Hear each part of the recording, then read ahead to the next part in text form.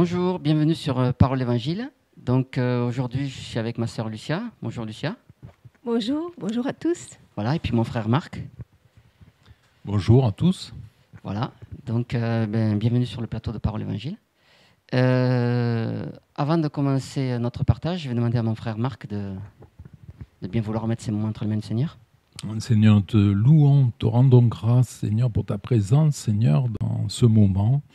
Merci pour cette émission, pour ce moyen de parler de ton nom merveilleux, de ta personne. Et nous voulons vraiment remettre toutes choses entre tes mains, Seigneur, au nom de Yeshua Mashiach. Amen, merci Seigneur. Voilà, alors aujourd'hui, j'avais à cœur de parler sur les messagers, le sujet des messagers. Voilà, parce que nous sommes des messagers. Et nous allons voir ce qu'est un messager. Donc, on va prendre un passage pour commencer, dans Yeshaya, chapitre 40. Donc, Lucia, est-ce que tu veux bien lire Yeshaya, chapitre 40, à partir du verset 9, s'il te plaît. Enfin, le verset 9, tout simplement. Sion qui annonce des bonnes nouvelles, monte sur une haute montagne, Yerushalayim, qui annonce de bonnes nouvelles. Élève ta voix avec force, élève-la, n'aie pas peur. Dis aux villes de Yehuda, voici votre Elohim. Voilà, là, on voit un message. Et c'est ce message que les messagers doivent communiquer. Sion qui annonce de bonnes nouvelles, monte sur une haute montagne, Yerushalayim qui annonce de bonnes nouvelles. Élève ta voix avec force, élève-la, n'aie pas peur. Dis aux villes de Yehuda, voici votre Elohim. Donc, voilà, on va déjà définir ce qu'est un messager. Donc, je vais prendre rapidement le lexique hébreu. Voilà. Par rapport à ce passage que nous venons de lire, je vais prendre le même mot hébreu que bonne nouvelle. Donc, la définition, c'est porter des nouvelles, publier, prêcher, annoncer, réjouir par de bonnes nouvelles, annoncer le salut comme une bonne nouvelle, prêcher, recevoir de bonnes nouvelles. Voilà. Et le mot hébreu, pour ce passage de messager, de bonnes nouvelles, c'est bazar. Voilà. Donc, le messager, c'est quelqu'un qui amène le bazar. Donc, c'est quelqu'un qui trouble. Vous voyez ? Donc, forcément, un messager dérange. Puisqu'il amène une nouvelle qui dérange. Cette nouvelle, c'est Elohim. Donc, il n'y a pas longtemps, j'étais sur mon balcon, je regardais le ciel, je m'apprêtais à prier le soir, là, tranquillement. Puis, voilà, j'allais commencer à prier, à remercier le Seigneur. Et puis, le Seigneur m'a dit, regarde Yirmiya. Alors, j'ai pris ma Bible, là, en l'occurrence mon téléphone, mais c'est ma Bible, parce que la parole, ce n'est pas un support, c'est une parole vivante, donc peu importe le support. Donc, j'ai pris Yirmiya, et on va prendre Yirmiya, donc Jérémie, chapitre 1, à partir du verset 4 jusqu'au verset 10, et ensuite on prendra du verset 17 au 19. Donc de 4 à 10 et de 17 à 19. Oui, voilà, Yirmiya, donc Jérémie, chapitre 1, versets 4 à 10. Alors, est-ce que tu veux le lire, Marc, s'il te plaît ? 4 à 10. Et après, je lirai, moi, de 17 à 19. La parole de Yahweh vint à moi en disant, « Avant que je t'ai formé dans le ventre de ta mère, je te connaissais. Avant que tu sois sorti de ton sein, je t'avais consacré. Je t'avais établi prophète pour les nations. » Je répondis, « Ah, Adonai, Yahweh, voici je ne sais pas parler, car je suis un jeune garçon. » Et Yahweh me dit, « Ne dis pas je suis un jeune garçon, car tu iras partout où je t'enverrai, et tu diras tout ce que je t'ordonnerai. N'aie pas peur à cause de leur face, car je suis avec toi pour te délivrer, dit Yahweh. » Puis Yahweh avança sa main et toucha ma bouche, et Yahweh me dit, « Voici, je mets mes paroles dans ta bouche. Regarde, je t'ai préposé aujourd'hui sur les nations et sur les royaumes pour que tu arraches, pour que tu démolisses, pour que tu ruines et que tu détruises, pour que tu bâtisses et que tu plantes. » Amen. Alléluia. Donc, on va déjà s'arrêter sur ce passage. on voit que là, Yirmiya, c'est un jeune garçon. Le Seigneur vient le trouver, le Créateur de toutes choses vient le trouver, et lui dit, depuis le ventre de ta mère, je te connaissais, je t'ai consacré, je t'ai établi, prophète sur les nations. Donc Yirmiya représente en fait tous les enfants d'Élohim qui ont cet appel à parler de la part du Seigneur, mais non pas d'eux-mêmes, puisque le Seigneur dit « Je mettrai mes paroles dans ta bouche ». Ça veut dire que le messager, c'est quelqu'un qui n'agit pas par lui-même, mais il agit par l'Esprit du Seigneur, qu'il utilise comme un serviteur, comme un vase, comme un outil. Alors là, Yirmiya, il dit « Mais moi, je suis qu'un jeune enfant, je ne sais pas parler, moi. Moi, qu'est-ce que je vais faire, moi? Moi, je ne sais pas. » Mais le Seigneur dit « Mais tu n'as pas à t'inquiéter. Et foi en moi, et c'est moi qui vais faire. Toi, tu n'es qu'un instrument. Moi, je te dis, va d'un point A à un point B. Ne t'inquiète pas de savoir ce qui va se passer, comment ça va se passer. C'est moi qui gère. Il n'y a pas de souci. Même si tu es jeune, ne regarde pas ta jeunesse, parce que ce n'est pas une question de jeunesse, ce n'est pas une question d'âge, ce n'est pas une question d'expérience, ce n'est pas une question de connaissance, c'est juste une question d'obéissance. Le Seigneur veut simplement qu'on lui obéisse. À partir du moment où on lui appartient, où on a son esprit, le Seigneur va nous utiliser, qu'on soit homme ou femme. C'est-à-dire que nous sommes tous, à partir du moment où on appartient à Elohim, des messagers et des messagères. Nous apportons donc une bonne nouvelle. Maintenant, cette bonne nouvelle, elle dérange. Cette bonne nouvelle, elle n'est pas en corrélation avec la pensée du monde. Elle est opposée à la pensée du monde. Donc je vais prendre le verset, à partir du verset 17. « Toi donc, saint terrain, lève-toi et dis-leur tout ce que je t'ordonnerai. N'aie pas peur devant eux, sinon je te ferai peur devant eux.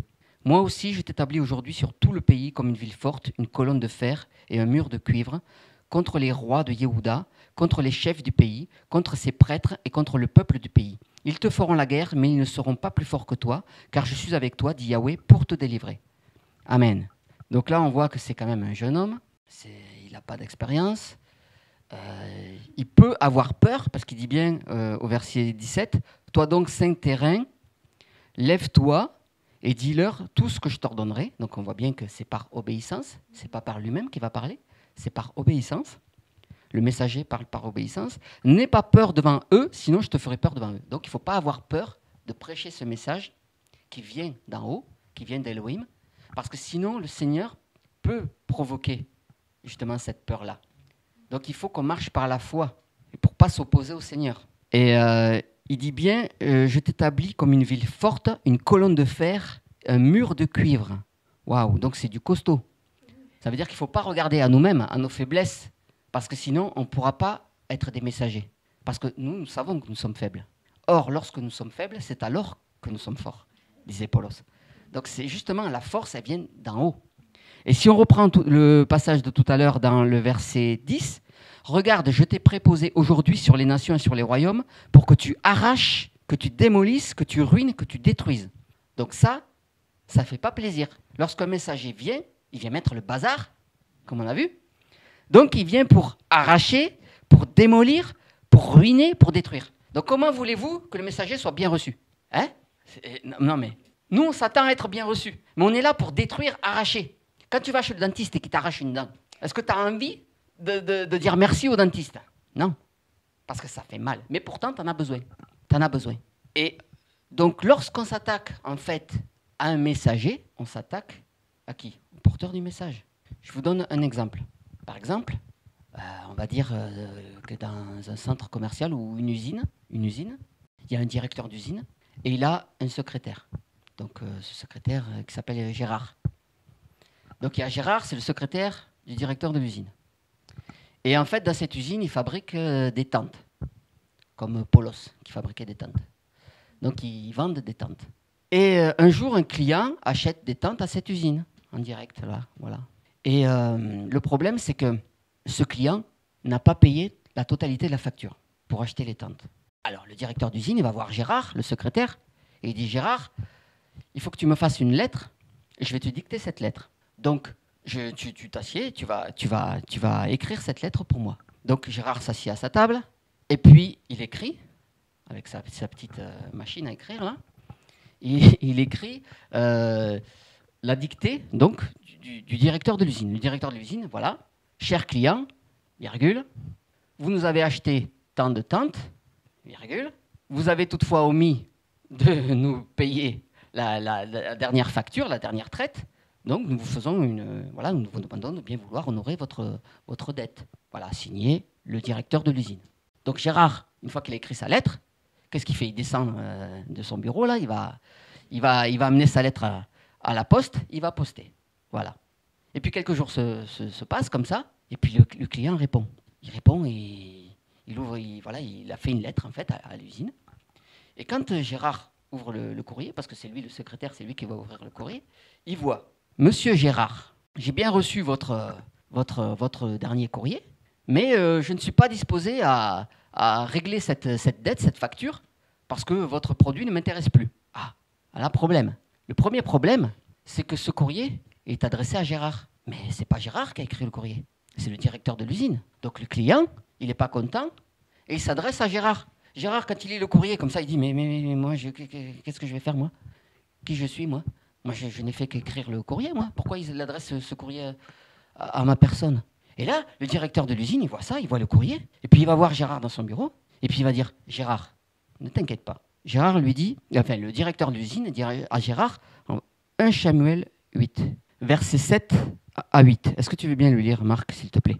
Voilà la réponse du directeur de l'usine à Gérard, le secrétaire. Alors, avec le micro, s'il te plaît, pardon.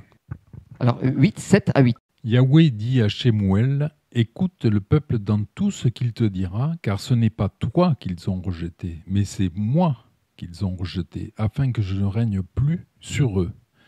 Ils agissent à ton égard comme ils ont agi depuis le jour où je les ai fait monter hors d'Égypte jusqu'à ce jour. Ils m'ont abandonné pour servir d'autres Elohim. Voilà. Ça, c'est la réponse du directeur de l'usine à Gérard. C'est-à-dire, t'occupe pas du courrier, parce qu'en fait, ils m'ont abandonné. Donc, lorsqu'on s'attaque à un messager du Seigneur, en fait, on s'attaque au donneur d'ordre. Donc, ça ne sert à rien, par exemple, de faire un procès à un messager, parce que, de toute manière, son avocat, c'est aussi le juge. Parce que notre Seigneur, il est notre avocat, et il est aussi le juste juge. Donc, lorsque vous faites un procès à un messager, vous faites un procès au donneur d'ordre, au Seigneur lui-même. Parce que le messager, lui, n'est qu'un vase. Si vous n'êtes pas d'accord avec le message, ce n'est pas avec le messager dont vous n'êtes pas d'accord. C'est avec le donneur d'ordre, c'est avec Elohim. Amen. Alors, je ne sais pas si vous voulez réagir par rapport à ça. Oui, en fait, faut comprendre qu'on n'est pas là pour nous justifier par rapport à ce qui se passe, aux injures, aux rejets, aux incompréhensions. C'est Elohim qui justifie toutes choses, parce que tout vient de lui. Voilà, cette parole est vraiment encourageante, dans le sens où vraiment le Seigneur fait ce qu'il veut, avec qui il veut, dans le temps qu'il a décidé. Et c'est en relisant ce verset, en reprenant ce verset, qu'on prend vraiment la mesure de ce que nous sommes, des esclaves, des instruments de Yeshua Mashiach. Et nous ne sommes pas là pour revendiquer quoi que ce soit, ni dans le fait qu'il nous donne à donner un message, ni dans le fait qu'on peut être, puisqu'on va semer le bazar, forcément, on va être décrié, parce qu'il y aura toujours de l'opposition, forcément, puisqu'on vient là pour déranger, pour déraciner, pour remettre en question beaucoup de choses, parce que la parole, c'est pas nous, c'est la parole, mais cette parole, elle est dérangeante. Voilà. Donc ce qui est pour nous un encouragement, c'est que nous obéissons. Ce qui est le plus important, c'est l'obéissance qui vaut mieux que tous les sacrifices, comme nous dit la parole. Mais qu'en obéissant, nous faisons la volonté de celui qui nous a envoyés et que par là même, sa parole n'en est pas en moins annoncée. Et ça, c'est une chose importante. C'est-à-dire, si je ne veux pas y aller, si je suis trop jeune ou trop vieux, que je commence à raisonner, à me poser 1000 questions, à dire je pense que, le Seigneur ne peut pas nous utiliser. Mais si nous ne raisonnons pas et que nous disons, Seigneur, me voici, envoie-moi. C'est tout ce que le Seigneur attend de nous. C'est-à-dire qu'on fléchisse le genou devant lui, qu'on ne commence pas à raisonner et qu'on soit là prêt à accepter ce qu'il a à nous dire et ce que nous devons annoncer. Voilà. Amen, amen. C'est fort, hein? Et si on regarde Moshe, par exemple, Moshe, il a commencé à servir le Seigneur à 80 ans. À 80 ans, il voit le buisson ardent, il voit le Seigneur qui se manifeste au travers de ce buisson, qui lui parle, et le Seigneur lui demande de commencer une œuvre, sortir tout le peuple d'Égypte. Il avait 80 ans. Et il dit, mais moi, je sais pas parler. Le Seigneur lui dit, mais t'occupe, c'est moi qui fais. C'est pas toi, c'est pas avec tes propres forces que tu vas me servir.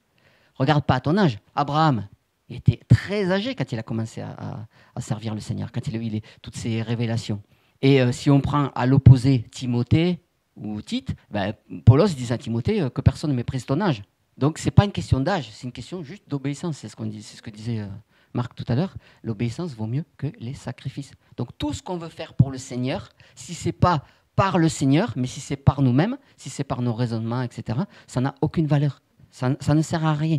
Oui, ce qui me vient à l'esprit, c'est véritablement que le Seigneur prend les choses folles du monde pour confondre les sages. Voilà. Ce que je voudrais dire à tous ceux qui nous écoutent, c'est qu'on n'a pas à prendre en considération les choses humaines.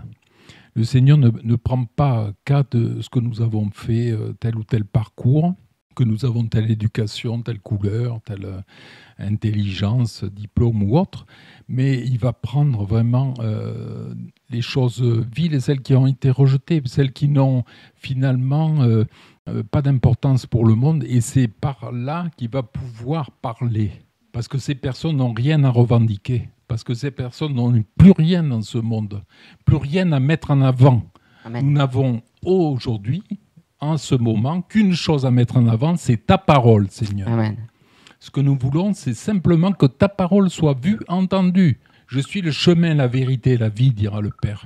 Et nous voulons simplement être les canaux de ton esprit. Voilà.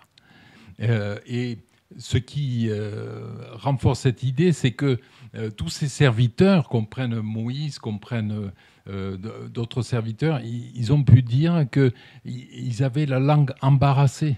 Voilà, parce que le Seigneur a fait tout un travail en chacun, nous tous qui sommes ici, il fait un travail en chacun de nous pour nous rendre totalement obéissants, dépendants et ne pas être dans le raisonnement.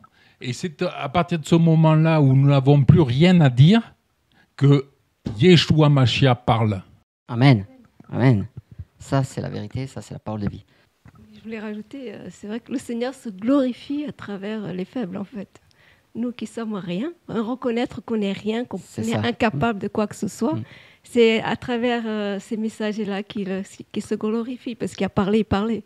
Il y a ceux qui veulent parler, mais ils parlent avec la chair. Et ceux qui veulent, parlent par obéissance, tout simplement.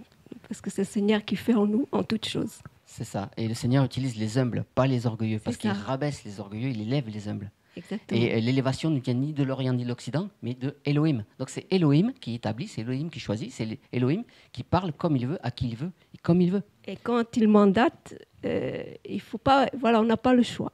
Il faut obéir. Voilà. On n'a pas le choix que de parler. C'est ça. Et de s'attendre à lui, parce que c'est lui qui fait. Exactement. Amen. On n'a pas le choix. Et c'est ça la marque des véritables serviteurs, c'est qu'ils ne veulent pas faire les choses pour les faire, ils veulent juste obéir. Donc, par exemple, si on prenait le cas de Jonas, Jonas, c'est quelqu'un qui aimait le Seigneur, on ne peut pas dire le contraire, mais il voulait le servir à sa façon à lui, à sa sauce. Mais ce n'est pas comme ça que ça marche. Et le Seigneur l'a rattrapé, il l'a corrigé. Il n'a pas rejeté pour autant, attention, mais il a corrigé de manière à ce qu'il puisse revenir sur le droit chemin et qu'il puisse comprendre son état et qu'il puisse comprendre comment servir le Seigneur. C'est-à-dire servir le Seigneur selon la volonté d'Élohim. Et si on prend un passage dans Psaume 104, je vais le lire pour vous, c'est très rapide. Psaume 104, verset 4. « Il fait des vents ses messagers et des flammes de feu ses serviteurs. » Donc les messagers, ils ont le feu et ils brûlent. Le feu, ça brûle. Donc forcément, ça dérange. Le feu, ça dérange. Le feu, ça brûle. Et c'est comme du vent. Le vent, tu ne peux pas le cerner. Tu ne peux pas mettre le vent dans une boîte. Le Seigneur a dit dans Jean 3, que ses serviteurs seraient comme du vent. Donc on ne peut pas cerner le vent. On ne peut pas l'enfermer dans une boîte. On ne peut pas essayer de maîtriser le vent. On ne peut pas fermer la bouche du vent. Ce n'est pas possible. Parce qu'il va sortir par tous les petits trous là. Voilà. Ce n'est pas possible. Tu ne peux pas enfermer le vent. Et ça brûle. Voilà pourquoi les messagers, les véritables messagers dérangent. C'est parce qu'ils donnent le feu. Il y a le feu. Il y a le feu. Donc le feu, ça brûle, ça consume, ça arrache, ça démolit. Et une fois qu'on a bien arraché, démoli, détruit, là, on peut planter. Mais il ne faut pas se tromper. Voilà. Il faut d'abord commencer à arracher. En agriculture, c'est pareil. Il faut d'abord travailler la terre, faire de gros sillons dans la terre avant de pouvoir planter. Et avant que la graine pousse, il faut d'abord qu'elle meure. Si le grain de blé ne meurt, il n'y a pas la vie, ça ne peut pas croître. Donc c'est pour ça que les véritables messagers d'Élohim sont combattus, sont incompris, sont rejetés. Ils ne savent pas parler, ils ne savent rien faire par eux-mêmes. Et c'est le Seigneur qui les dirige et qui les conduit. Parce qu'ils sont du vent et du feu. Ces deux éléments-là sont incontrôlables. Vous ne pouvez pas contrôler le vent, vous ne pouvez pas contrôler le feu. Et en plus, ils sont remplis d'eau. Ah, en plus, ils sont remplis d'eau.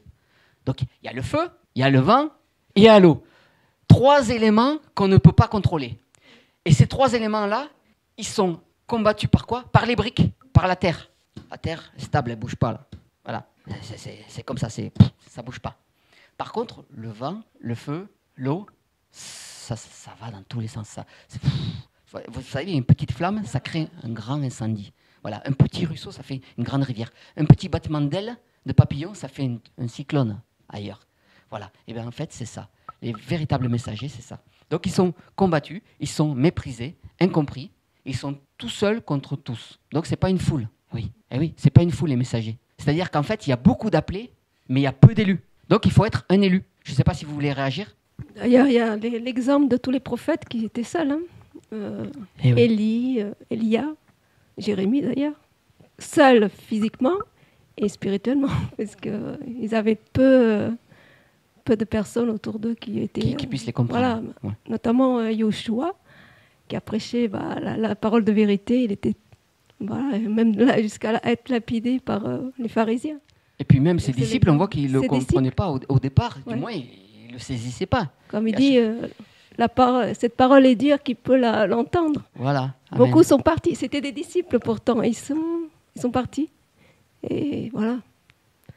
Très peu écoutent, je pense. Oui, c'est ça. Exactement. Et le Seigneur dira d'ailleurs, ne voulez-vous pas les suivre? Oui. Et il y a un prix à payer. Il y a un prix à payer, qui est très peu souvent annoncé, c'est que cette voie-là, celui qui veut suivre le Seigneur, il doit renoncer à beaucoup de choses. Il faut se laisser déformater, se laisser modeler par le Seigneur, c'est-à-dire que le Seigneur va faire tout un travail en profondeur dans nos cœurs, où il va vraiment nous séparer de tout ce qui est mondain, de tout ce qui est de ce monde, de tout ce qui nous empêche d'être obéissants, comme on l'a dit tout à l'heure, et d'être à son écoute. Parce qu'ils entendent, on entend tous des choses, c'est pour ça qu'on a 2 oreilles d'ailleurs, on entend d'un côté, mais le Seigneur souvent est obligé de redire une 2e fois pour qu'on entende peut-être de la 2e oreille. Mais voilà, il faut qu'on soit des serviteurs obéissants à l'écoute. Et donc, il y a tout ce processus-là où le Seigneur va vraiment retirer tout ce qui est terrestre, tout ce qui est charnel, tout ce qui vient de l'homme. Parce que le règne dans lequel nous sommes ici-bas sur la terre, c'est le règne de Satan. Et c'est l'humanisme. C'est l'homme qui a pris la place de Dieu. Voilà. Mais là, la parole remet les choses à leur place. Nous avons un Elohim qui est au-dessus de nous, et c'est lui notre patron. Alléluia. Amen. C'est pas les hommes. C'est pas les hommes. Je voulais rajouter, pour en arriver là, évidemment, il faut mourir à soi, il faut être totalement mort, parce que pour supporter tout ça, toute cette agitation, il faut venir, le Seigneur nous tue, spirituellement. Enfin, il nous débarrasse de tout ce qui n'est pas de lui, la chair, tout ça. Et vraiment, il faut être comme un mort, quoi. C'est ça. Supporter tout. C'est l'œuvre de la croix. Voilà, ne pas avoir peur d'affronter, parce que le Seigneur, de toute façon, voilà, il est notre protecteur, notre bouclier, et on doit s'assurer en lui en toutes choses. Amen, amen. Dernière chose, on parle beaucoup, mais on a un cœur qui brûle. C'est que effectivement, quand on a été débarrassé de tout ça, on peut recevoir la parole. on peut être vraiment un canal. Parce qu'il n'y a plus aucune barrière en nous, aucun raisonnement, aucune question, ni quoi que ce soit, qui vienne empêcher la parole de pénétrer et qui vienne nous empêcher d'être obéissants. Parce que qu'as-tu que tu n'aies reçu ? Tout ce qui nous vient, tout ce que nous avons, nous vient d'Élohim. On est arrivé nu sur la terre, on repartira nu. On ne va rien prendre avec nous. Donc Dieu qui fait tout ce travail en nous, nous rend complètement vide des choses de ce monde, afin de nous remplir de sa parole, afin d'être pour lui de véritables serviteurs. Et c'est pour ça qu'il y a un prix, et c'est pour ça qu'il y a beaucoup d'appelés et peu d'élus. C'est pour ça que dès qu'on commence à rentrer en profondeur, dès que le Seigneur commence à aller en profondeur au fond de nous, beaucoup abandonnent. Parce qu'il y a beaucoup de jardins secrets dans le cœur de l'homme. Il y a beaucoup de choses qu'il veut garder, qui ne veut pas laisser. Il veut bien avoir le Seigneur, hein, mais pas que le Seigneur. Et notre Seigneur est quelqu'un de jaloux. C'est quelqu'un qui nous aime tellement parce qu'il s'est donné au bois de la croix pour nous. Donc, il nous a aimés. Le premier, c'est le modèle de l'amour parfait. Et nous ne pouvons pas suivre quelqu'un d'autre que ce modèle. Amen.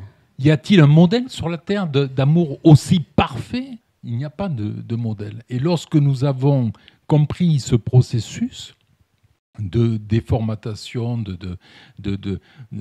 et que le Seigneur, une fois après, nous modèle à son image, eh bien, nous sommes les hommes les plus heureux de la terre, les hommes, les femmes les plus heureux de la terre, parce que c'est ça la volonté du Père. Et c'est comme ça qu'il va pouvoir nous utiliser. Et que nous serons ses véritables serviteurs. Amen. Mais je voudrais rebondir sur ce que tu viens de dire par rapport au modèle. Donc on va prendre un passage dans Acte 14. Acte 14, à partir du verset 11 jusqu'à 18. Alors je vais le lire. Et la foule, ayant vu ce que Paulos avait fait, éleva sa voix et dit en langue lycaonienne. Les Elohim, s'étant fait semblables à des humains, sont descendus vers nous. Et ils appelaient Barnabas Zeus et Paulos Hermès, parce que c'était lui, en effet, qui portait la parole. Mais le prêtre de Zeus, qui était à l'entrée de leur ville, ayant amené des taureaux et des guirlandes jusqu'à l'entrée de la porte, voulait, de même que la foule, offrir un sacrifice. Mais les apôtres Barnabas et Paulos, ayant appris cela, déchirèrent leurs vêtements et se précipitèrent dans la foule en criant et en disant « Ô homme, pourquoi faites-vous cela ? Nous aussi, nous sommes des humains sujets aux mêmes infirmités que vous, et vous annonçant l'évangile, pour que vous vous détourniez de ces choses vaines vers l'Élohim vivant, qui a fait le ciel et la terre, la mer et toutes les choses qui y sont, lequel, dans les générations passées, a laissé toutes les nations marcher dans leur voie. Et cependant, il ne s'est pas laissé sans témoignage, en faisant du bien, en nous donnant du ciel les pluies et les saisons fertiles, remplissant nos cœurs de nourriture et de joie. Et bien qu'en disant ces choses, c'est avec difficulté qu'ils empêchèrent les foules de leur sacrifier. Donc on s'aperçoit que les hommes, ils font des messagers des Elohim. Les messagers, ils sont juste là pour porter un message, mais les hommes, eux, ils ne voient pas aux donneurs d'ordre. Ils voient aux messagers. Ils s'attachent aux messagers. Ils regardent aux messagers. Donc, ils en font des idoles, des Elohim. Alors que le messager, lui, il n'a rien demandé. Lui, il veut juste diffuser le message. Mais les hommes, voilà, ainsi va le cœur de l'homme. Il est idolâtre. Et du coup, beaucoup de messagers peuvent mourir à cause de l'idolâtrie des hommes. Si on prend par exemple le cas du vieux prophète et du jeune prophète, vous vous rappelez dans 1 Roi 13, où finalement le jeune prophète, il est mort parce qu'il a écouté le vieux prophète qui était un menteur, c'était un faux prophète en fait. Voilà, tout simplement. Et ce messager, ce jeune prophète, a écouté les hommes. Il a écouté l'homme. Parce que l'homme s'est présenté comme prophète, parce que l'homme s'est présenté comme ayant autorité, étant plus âgé, ayant plus de connaissances, plus d'expérience. Il a dit, moi, t'inquiète pas, moi aussi je parle de la part d'Elohim. Et en fait, le problème du messager, c'est qu'il doit écouter le Seigneur. S'il n'écoute pas le Seigneur, il peut mourir. Voilà. Alors soit on peut en faire une idole, comme on vient de le voir là avec Paulos et Barnabas, soit il peut mourir parce que justement il n'aura plus été dans l'obéissance, il aura préféré écouter les hommes plutôt que Elohim. Donc ce sont deux facettes du messager qu'il faut prendre en compte, parce que nous sommes tous des messagers une fois de plus. Ce n'est pas une question d'appel, de pasteur, de je ne sais pas quoi. Non, c'est que tous les enfants d'Elohim sont des messagers, parce que nous avons tous l'esprit du vent, du feu et de l'eau. Nous avons cet esprit d'Elohim. Et donc, nous devons prêcher la bonne nouvelle. Donc, nous devons mettre le bazar. Voilà. Donc, le messager, c'est quelqu'un qui met le bazar. Donc, ne cherchons pas à être compris, ne cherchons pas à plaire aux hommes, ne cherchons pas à être agréé des gens, ce n'est pas possible. Parce que Paulos lui-même disait qu'il était au milieu d'une bonne et d'une mauvaise réputation. Donc, nous sommes au milieu d'une bonne, des gens qui comprennent, et d'une mauvaise réputation, des gens qui ne comprennent pas et qui ne comprendront jamais. Parce qu'ils ne sont pas d'Élohim, parce qu'ils n'ont pas l'esprit d'Élohim, ils n'ont pas reçu l'amour de la vérité pour être sauvés. C'est aussi simple que ça. Donc, je ne sais pas si vous voulez rajouter quelque chose. Il y a cette parole qui me revient là, qui dit « prêche en toute occasion, favorable ou non ». Donc, en fait, le rôle du messager, c'est pas de tenir compte des circonstances. Comme l'a rappelé notre frère, c'est bien sûr de se laisser conduire par le Seigneur, parce que c'est lui qui a autorité, et c'est lui qui délègue à son serviteur donc un message. Mais en même temps, donc, le messager ne doit pas avoir peur, comme nous l'avons lu tout à l'heure, il ne doit pas s'inquiéter du qu'en dira-t-on, de la façon dont on le regarde, de la façon dont les gens vont interpréter ou vont commenter ses dires, parce qu'il a reçu le pouvoir par Elohim de parler. Voilà. Donc le serviteur ne doit pas... J'ai une petite anecdote par rapport à ça. Dernièrement, donc, je suis parti à l'EHPAD, et vous savez qu'avec ces histoires de confinement, donc, les process sont très compliqués, surtout dans les EHPAD. Donc, il fallait remplir 3 documents, se présenter, on nous prenait la température, mettre un masque, laver les mains plusieurs fois. Enfin, et au bout du compte, donc, c'était pour voir 30 minutes mon père, que je voyais pas depuis un petit moment, à travers un plexiglas avec une personne de son côté et une personne de mon côté. Donc c'est vrai que en termes d'intimité, on fait mieux. Et donc je suis parti à cette EHPAD à reculons. Et vraiment, j'ai dit, mais ça me... J'étais un peu amer au fond de moi. J'ai dit vraiment, plus ça va, moins ça va. Là. C'est vraiment ce confinement et puis tout ça, là, ça m'agaçait un peu. Et puis donc je suis arrivé devant mon père. Donc j'étais content de le voir, bien sûr. Et puis très rapidement, en commençant à parler avec lui, j'ai oublié finalement les 2 personnes qu'il y avait avec nous.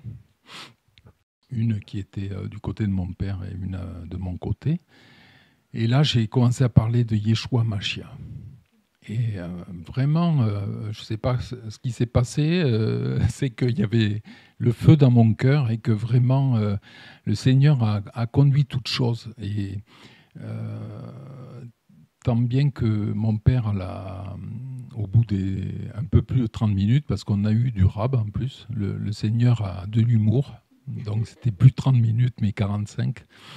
Il a dit, mais et vous, mademoiselle, qu'est-ce que vous en pensez de tout ça?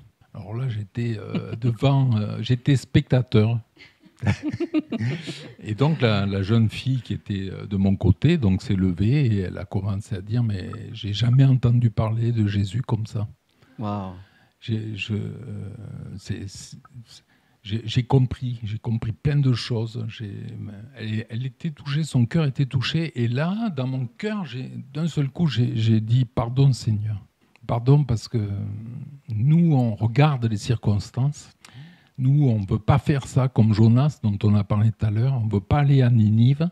Mais le Seigneur a tout prévu, il a tout préparé. C'est-à-dire que tous ces serviteurs, tous ces messagers qui vont partir là, comme Philippe avec l'eunuque éthiopien, qui vont partir dans le désert alors qu'il n'y avait personne sur le chemin de Gaza. Mais Elohim avait prévu l'eunuque éthiopien, l'intendant de la reine de Séba. Eh bien, le Seigneur a tout préparé et là, il y avait une personne. Et peut-être une deuxième, celle du côté de mon père, qui elle recevait avec difficulté. Je la voyais, donc je ne voyais pas celle qui était derrière moi, mais je voyais l'autre et je sentais que ça l'agaçait. Mais on n'est pas là, nous, pour considérer quoi que ce soit, que l'une ou l'autre va être à Jésus. Non. nous prêchons en toute occasion, favorable ou non. Et c'est une leçon pour moi, ça a été une leçon, parce que effectivement, j'ai compris que Elohim fait ce qu'il veut. Et nous, on n'a pas à se préoccuper de quoi que ce soit. Et il faut vraiment, vraiment être souple, comme du vent. C'est ça. Amen. Exactement. Amen. Wow, c'est glorieux. Hein. Et c'est un message vivant. Parce que le message du messager, il faut que ce soit un bon message aussi. Donc le message, c'est quoi? C'est la croix, c'est-à-dire toute l'œuvre de la croix, l'œuvre du salut, de la sanctification, de la repentance. C'est le retour du Seigneur, parce que le Seigneur revient, il va juger ce monde. Voilà, il est en train de revenir, parce que ce monde appartient pour l'instant à Satan. Voilà, c'est lui qui le dirige. Mais bientôt, voilà, le Seigneur va venir chercher son épouse, qui va être enlevée. Voilà, et on va pouvoir rejoindre enfin notre Seigneur. C'est ça le message. Et c'est ce message d'espoir et de vie que les véritables messagers prêchent. Ils ne prêchent pas un autre évangile, ils ne prêchent pas un autre message, ils ne prêchent pas la prospérité matérielle ou financière, ils ne prêchent pas la religiosité, ils ne prêchent pas les idoles, ils ne prêchent pas le culte marial, ils ne prêchent pas toutes ces choses-là. Tu veux intervenir, Marc? Vas-y. J'ai ce verset qui dit « Je n'ai ni or ni argent ». Voilà. Ils prêchent donc uniquement le nom de Yeshua Mashiach parce qu'ils n'ont plus rien. Voilà, ils ont été dépouillés. Voilà, quand tu es dépouillé, tu vas prêcher quoi? Ce que tu as. Parce qu'on ne peut donner que ce que l'on a reçu, dans Jean 3. Et voilà. Et du coup, voilà, les messagers, les véritables messagers, ils prêchent un message qui vient du ciel et non pas de la terre. C'est un message qui, du coup, ne peut être compris que par ceux qui sont spirituels, pas ceux qui sont charnels. Voilà pourquoi il y a beaucoup d'opposition. Voilà pourquoi Yermia était combattu par les religieux. Et d'ailleurs, Yehoshua s'est opposé aux pharisiens qui, eux, faisaient profession de suivre le Seigneur. En fait, ils combattaient le Seigneur. Ils faisaient profession de servir Elohim. Et en fait, ils le combattaient parce qu'ils ne le comprenaient pas. Ils n'avaient pas la bonne vision. On va prendre un passage dans Matthieu, chapitre 23. Chapitre 23, versets 23 à 39. Alors, est-ce que quelqu'un veut le lire? Voilà, 23. Alors, voilà. Voilà, Matthieu 23, Matthios 23, du verset 23 à 39, s'il te plaît. Malheur à vous, scribes et pharisiens hypocrites, parce que vous payez la dîme de la menthe, de la nette et du cumin et que vous laissez de côté les charges les plus lourdes de la Torah, la justice, la miséricorde et la fidélité. Il fallait pratiquer ces choses-là sans négliger les autres choses. Guide aveugle, vous coulez le moucheron et vous engloutissez le chameau. Malheur à vous, scribes et pharisiens hypocrites, parce que vous nettoyez le dehors de la coupe et du plat, alors qu'au-dedans, ils sont pleins de pillage et de manque d'autocontrôle. Pharisiens aveugles, nettoie premièrement l'intérieur de la coupe et du plat, afin que l'extérieur aussi devienne pur. Malheur à vous, scribes et pharisiens hypocrites, parce que vous ressemblez à des tombes blanchies, qui en effet paraissent belles au dehors, et qui au-dedans sont pleines d'ossements, de morts et de toutes sortes d'impuretés. Ainsi, vous aussi, au dehors, vous paraissez juste aux gens en effet, mais dedans, vous êtes plein d'hypocrisie et de violation de la Torah. Malheur à vous, scribes et pharisiens hypocrites, parce que vous bâtissez les tombes des prophètes et vous ornez les sépulcres des justes. Et vous dites, si nous avions vécu du temps de nos pères, nous ne nous serions pas associés à eux pour verser le sang des prophètes. Ainsi, vous témoignez contre vous-même que vous êtes les fils de ceux qui ont assassiné les prophètes. Et vous achevez de remplir la mesure de vos pères. Serpents, progéniture de vipères, comment éviterez-vous le supplice de la géhenne? C'est pourquoi, voici, que je vous envoie moi-même des prophètes, des sages et des scribes. Et vous tuerez et crucifierez les uns. Vous châtierez avec un fouet les autres dans vos synagogues et vous les persécuterez de ville en ville, afin que vienne sur vous tout le sang innocent qui a été répandu sur la terre depuis le sang d'Abel, le juste, jusqu'au sang de Zécharia, le fils de Béréchia, qui vous avez assassiné entre le temple et l'autel. Amen, je vous le dis, toutes ces choses viendront sur cette génération. Amen. C'est costaud, hein?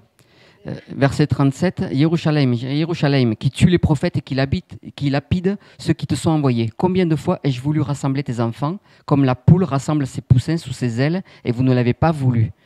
Voici que votre maison vous est laissée déserte, car je vous le dis, vous ne me verrez plus désormais, jusqu'à ce que vous disiez, béni soit celui qui vient au nom du Seigneur. Donc là, c'est un message fort. Cette parole est dure, qui peut l'entendre? Voilà. Et les pharisiens, qui disaient servir Dieu, Elohim, et ben en fait, ils le combattaient. Parce qu'on a vu le descriptif de tout ce qu'ils faisaient, en fait. Ils étaient complètement à l'opposé de la vision spirituelle. Et en plus, ils lapidaient les prophètes, les messagers, les serviteurs du Seigneur qui amenaient ce message de réformation. Parce qu'ils ne voulaient pas réformer leur voix, ils ne voulaient pas réformer leur cœur. Ils voulaient rester... en fait, ils voulaient croire, mais sans payer le prix, sans passer par la croix. C'est-à-dire, ils prenaient ce qui les arrangeait, et ça, c'est les pharisiens d'aujourd'hui, les religieux d'aujourd'hui. Voilà pourquoi les véritables messagers sont combattus. Parce qu'ils sont combattus par des gens qui ne veulent pas du message de la croix. Parce que c'est le message de la croix qui choque, qui nous pousse à payer le prix. Il y a un prix à payer. Ils ne veulent pas payer ce prix-là. Donc c'est terrible, mais voilà, c'est la vérité. C'est le combat spirituel, en fait, qu'il y a entre ceux qui sont spirituels et ceux qui sont charnels. Entre ceux qui prêchent un véritable message et ceux qui prêchent un message mondain, principalement axé sur le monde. Et voilà, c'est terrible. Et il dit bien, hein, car je vous le dis, vous ne me verrez plus désormais jusqu'à ce que vous disiez. C'est-à-dire jusqu'à ce que vous vous repentiez. Le jour où vous vous repentez, le Seigneur revient. Et il vous prêche le véritable message. Et là, vous avez les oreilles pour entendre. Maintenant, si vous n'avez pas les oreilles pour entendre, eh bien, vous mourrez dans votre péché, qui est la désobéissance, qui est l'orgueil, qui est la religiosité. Parce que la religiosité, c'est aussi un péché. Donc, voilà. Donc, oui. Oui, malheureusement, pardon. Beaucoup ont du mal à abandonner la chair. C'est l'orgueil de la vie, tout ça. Et souvent, c'est ça qui freine, en fait, que le Seigneur agisse dans leur cœur. Et malheureusement, il n'y a pas cet abandon de soi-même. Hein. Et le Seigneur ne peut pas agir, en fait. Parce qu'il faut d'abord se dépouiller, être dépouillé, se laisser dépouiller par le Seigneur.